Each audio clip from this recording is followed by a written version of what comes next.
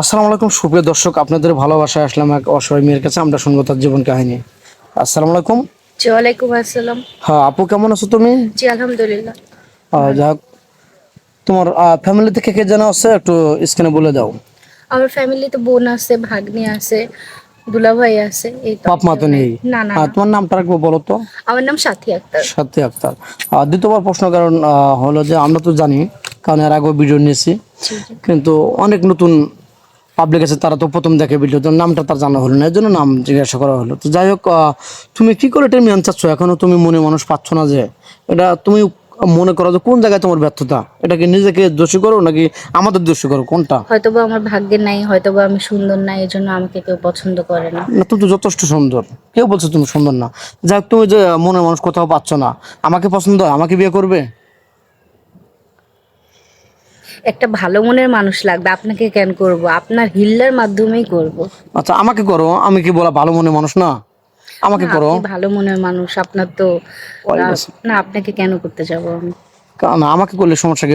ভালো মনের মানুষ, আমিও তো ভালো মনের মানুষ। আমি ভিডিও করতে আসছি, মানুষকে উপকার করি, বিয়ের সাথে দিয়ে দিই। আমাকে বিয়ে করে ফেলাও। না, আপনি বিয়ে দিয়ে দেন আমাকে, সেটাই ভালো হবে। কেন? মানে আমি কি দেখতে কালো, নাকি আমার ব্যবহার খারাপ, নাকি আমার আচরণ খারাপ? না, আমি আপনার কাছে আসছি ভাই হিসাবে, আমি তো আপনাকে ওই চোখে দেখি না। আমাকে বিয়ে করলে প্রবলেম কোথায়? না, আপনার বউ আছে, আপনার বাচ্চা আছে, ও, আপনার তুমি চাচ্ছ যে family আমি আছে। মেয়ে হয়ে আরেকটা মেয়ের জি জি। সংসারে আমি অশান্তি লাগাতে চাই না, এটাই তো? হ্যাঁ। অনেক ভালো কথা বলছো, আমি এটুকুই শোনার জন্য আশা করে আছি। তো যাই হোক, একটা মেয়ে চায় না যে আরেকটা মেয়ের সংসারটা নষ্ট করি।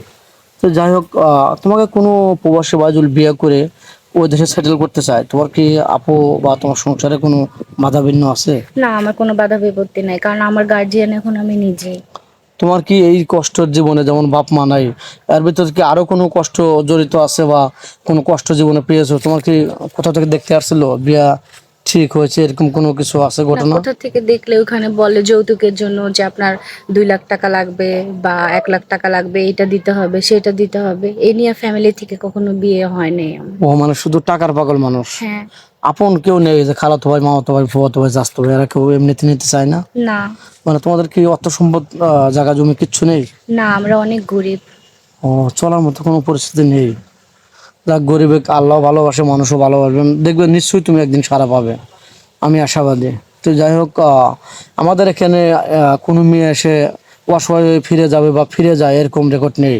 আমরা যে কোনো একটা উপায় করে দেবো ইনশাল্লাহ। আমাদের ভিডিওর মাধ্যমে তোমার একটা ঠাঁই হবে। দেশ প্রবাস থেকে দেখছে ভিডিও। তো যাই হোক, কোনো প্রবাসী বা যদি বউ অসুস্থ থাকে বা দীর্ঘদিন হাসপাতালে বা ঘরে আছে, বিছানায় আছে, তার সাথে কি বিয়ে বসবে? হ্যাঁ, কেন বসবো না? বসবে না? জি।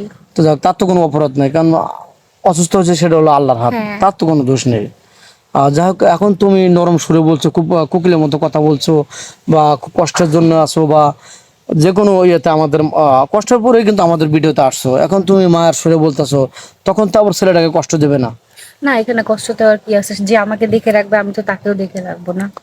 যাই হোক, তোমার তো ফোন নাম্বার নেই, বারবার এক কথা বলে তো আমাকে কষ্ট দিতে চাই না। মেয়েটার কোনো ফোন নেই, আগেও বলা আছে। মেয়েটার কোনো ফোন নেই, কেউ ভিডিও কল দেবেন না, অডিও কল দেবেন। ভিডিও কল দিলে ব্লক করতে বাধ্য হবো। সুস্থ থাকবেন, ভালো থাকবেন, এই বলে শেষ করে দিচ্ছি। আল্লাহ হাফেজ।